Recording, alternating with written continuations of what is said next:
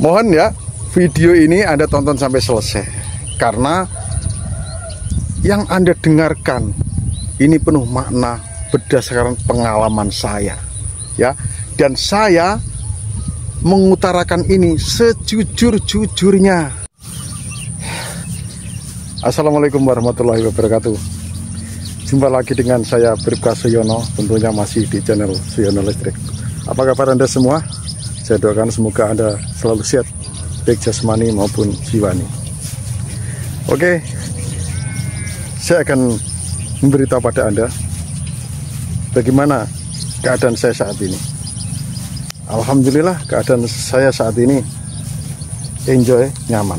Tapi begini ya, tadi saya upacara kenaikan pangkat. Ya, terima kasih ya atas dukungannya. Saya naik pangkat tingkat lebih tinggi dari Bribka menjadi Aibda. Ngarit, Rek. Jadi terima kasih kepada semuanya ya. Tadi saya upacara berdiri 1 jam lebih.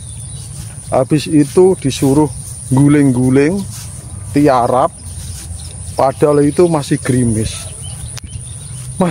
padat. Habis itu disiram, disemprot. Nah, memang saya kuat sih saat berdiri itu, walaupun 1 jam, tapi gelisah, masih aja ada gelisah ya. Terus selesai itu saya terasa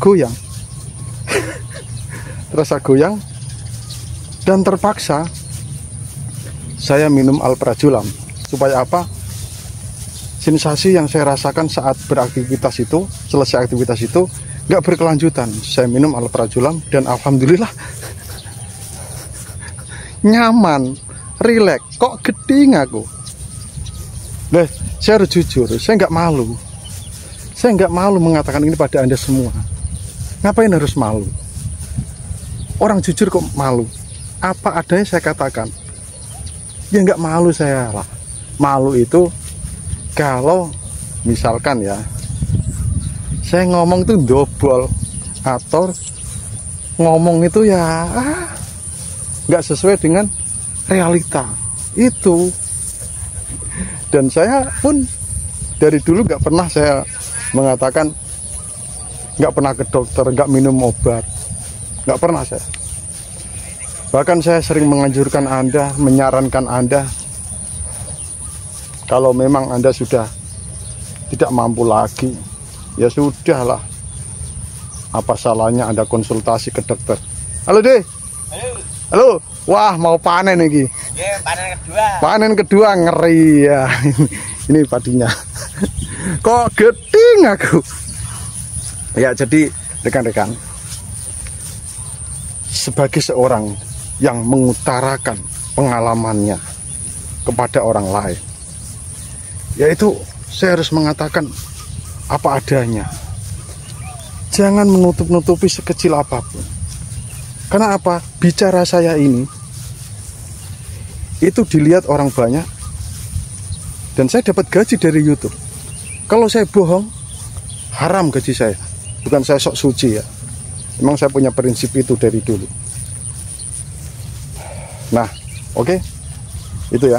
Sekarang begini, Anda yang saat ini masih mengalami keterpurukan, masih merasakan sensasi yang luar biasa, nikmati, adaptasi, membiasakan dengan keadaan ini. Selanjutnya konsultasi, nikmati. Segala sesuatu itu butuh yang namanya proses. Proses itu diciptakan, terbentuk, itu karena kita menikmati. Proses itu harus kita nikmati. Bagaimana kita menikmati proses itu? Ikuti alur ceritanya. Ibaratnya gini, kita itu jangan sampai kehilangan rembulan karena sibuk menghitung bintang-bintang. ibaratnya sama dengan membaca buku atau membaca buku cerita. Kita lupa menikmati setiap lembarnya karena hanya ingin tahu akhir dari sebuah cerita. Kan begitu ya. Tadi udah guling-guling, berdiri lama, sekarang jalan ya. Ini bentuk saya menikmati, dan selanjutnya bentuk saya beradaptasi. Dan saya ingatkan pada Anda semua, walaupun Anda sudah minum obat dari psikiater, obat dari dokter, Anda jangan andalkan obat saja. Karena saya pun tahu, sakit ini tidak hanya bisa mengandalkan obat saja. Banyak ikhtiar-ikhtiar yang lain. Boleh Anda minum obat, tetapi begini ya, kalau Anda masih ragu dengan obat itu, atau Anda misalkan takut ini, takut itu, nah, obat itu Anda jangan target untuk menghentikan dulu ya, dari psikiater ya. Target Anda adalah turunkan dosis sekecil-kecilnya. Seperti saya turunkan dosis dari 0,5 menjadi 0,25. Turunkan dosis. Setelah menurunkan dosis, kita harus minum obat ini pakai cara. Misalnya sehari kita minum, sehari tidak. Meningkat lagi, selanjutnya 2 hari kita minum, sehari kita minum, 2 hari tidak, dan seterusnya. Atur saja menurut kemampuan Anda. Setelah itu, kalau sudah mampu itu, baru minum kalau terpaksa. Itu ya. Memang saya dulu itu penyembuhan saya yang pertama tanpa ke psikiater ya. Saat kambuh sensasinya luar biasa, dan saya tidak mau terbelenggu lagi ya, saya ke psikiater, dan alhamdulillah alprazolam sampai sekarang cocok untuk saya, karena yang sekarang saya minum itu hanya alprazolam saja. Gitu ya, nikmati. Semua butuh proses. Kalau kita menikmati proses ini dengan baik, maka hasil yang kita capai juga akan baik, karena semua diawali oleh proses. Itu setelah itu ya beradaptasi. Adaptasinya bagaimana ya? Seperti begini ya. Anda tahu pohon jati ya? Pohon jati itu di musim kemarau dia meranggas, merontokkan daun-daunnya. Itu kenapa? Supaya pohon jati itu tetap survive walau tanpa air.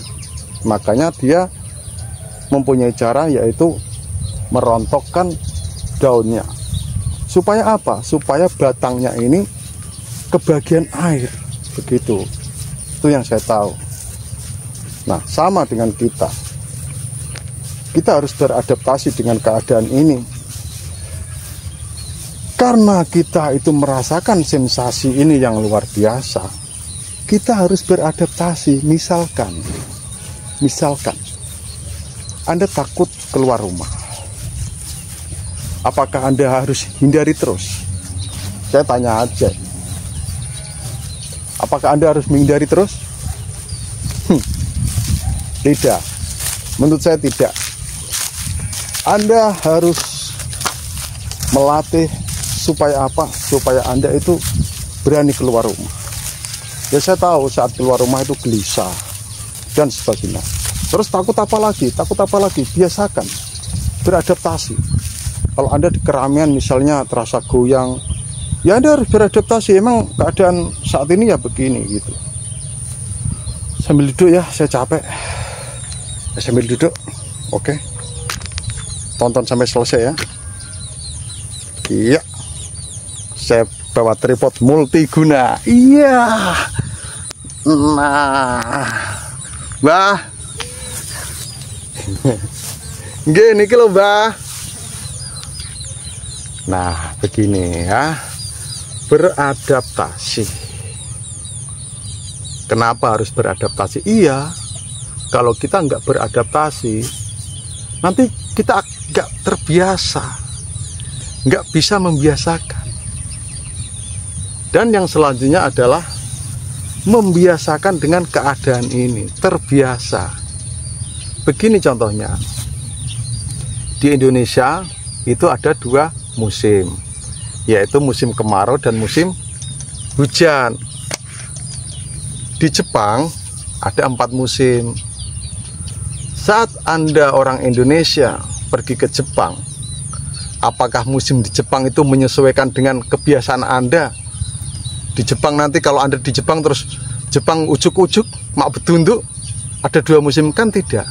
Maka saat kita ke Jepang, saat orang Indonesia ke Jepang, harus menyesuaikan diri atau membiasakan diri dengan 4 musim di sana, dengan cara-cara yang menurut ilmu teknologi juga.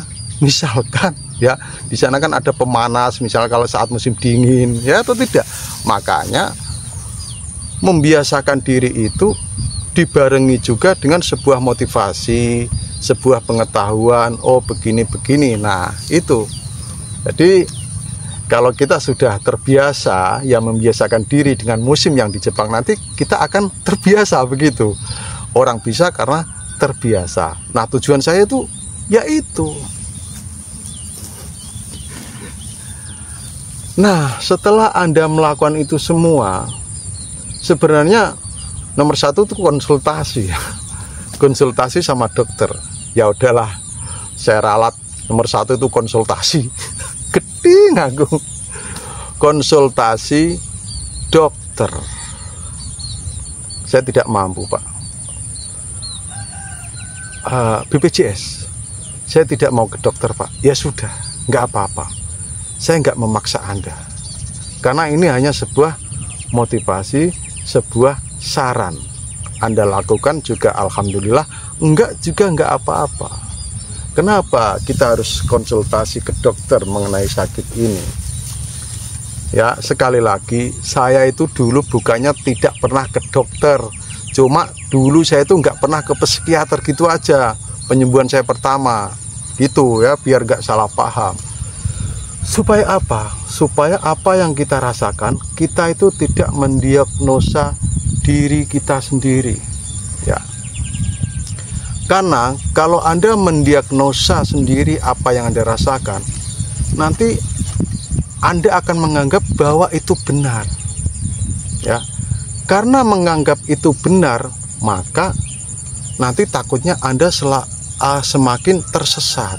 Misalkan begini, Anda sering napas pendek, sering jantung berdebar-debar, Anda nggak pernah konsultasi ke dokter, nggak pernah EKG, tapi Anda mendiagnosa sendiri bahwa Anda alami sakit jantung atau Anda alami sakit paru-paru. Nah, ini miris sekali. Kalau mendiagnosa diri sendiri ini miris sekali. Makanya seseorang yang mengetahui bahwa dia kena anxiety disorder, seperti saya kena psikosomatik, saya kena anxiety disorder, ini murni diagnosa dari dokter. Saya nggak ngarang-ngarang sendiri, nggak mendiagnosa diri saya sendiri. Demikian juga asam lambung saya alami, itu diagnosa dari dokter.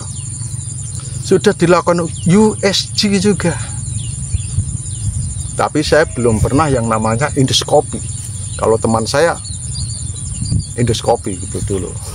Tapi endoskopi itu hanya ingin mengetahui aja, nggak bisa langsung ada obatnya, meletakkan alat itu ada obatnya, enggak. Saya tanya enggak.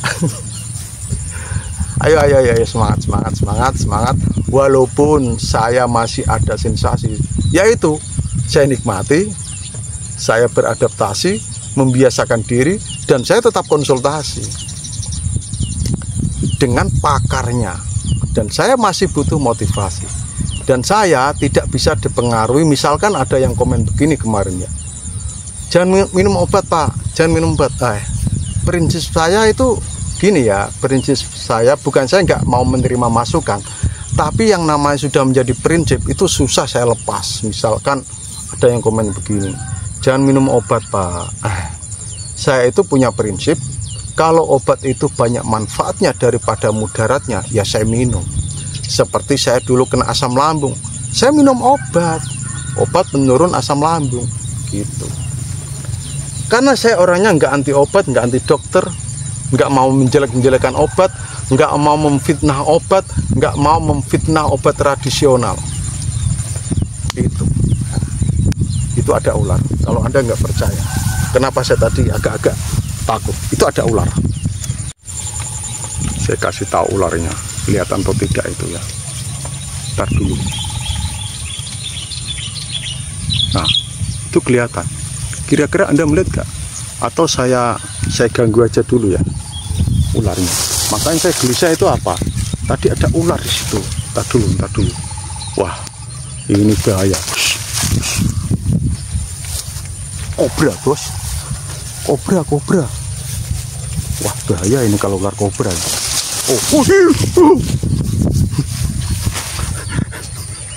Ketangkap kamera nggak tadi ularnya? Udah, saya pergi aja. Polisi takut ularnya. Saya sudah punya ular sendiri. Saya nggak tertarik sama ular kobra. Kobra tadi itu. Jadi rekan-rekan, saya sudah punya ular. Saya bawa air minum. Jadi semangat saja ya. Saya akan jalan kaki lagi. Nah, setelah Anda melakukan itu semua, berarti cara Anda itu sudah komplek, sudah sesuai SOP. Karena apa? Sudah menikmati, sudah konsultasi, sudah menikmati, beradaptasi, membiasakan diri. Nah, sudah Anda lakukan semua itu. Tapi kok misalkan belum mendapat kesembuhan, mungkin belum waktunya. Tuhan itu mengabulkan doa kita. Kalau tidak dalam waktu yang cepat, yakinlah doa kita insya Allah akan dijawab Tuhan di waktu yang tepat. Oh, badan saya kekar lagi ya. Oh, push up saya kekar lagi nih, lengan saya besar. Padahal saya masih merasakan sensasi loh. Tapi ya, nanti saya juga akan tanggal 12 saya rencana muncak di Gunung Prau. Walaupun saya harus mengantongi obat. Obat penurun asam lambung dan obat alprazolam. Itu selalu di kantong saya kemana-mana. Kecuali ini saya nggak bawa nih, nggak bawa. Pokoknya nggak bawa ini, nggak bawa alprazolam saya. Saya cukup 0,25 mg kalau terpaksa. Kalau nggak terpaksa nggak saya minum. Kalau banyak kegiatan ya, kalau saya merasakan itu ya saya minum, tuh ya.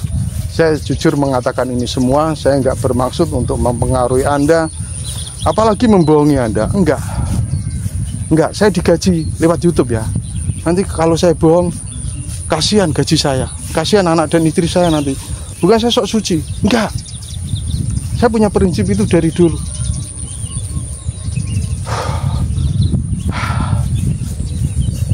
Ularnya tadi kemana ya? Kobra itu.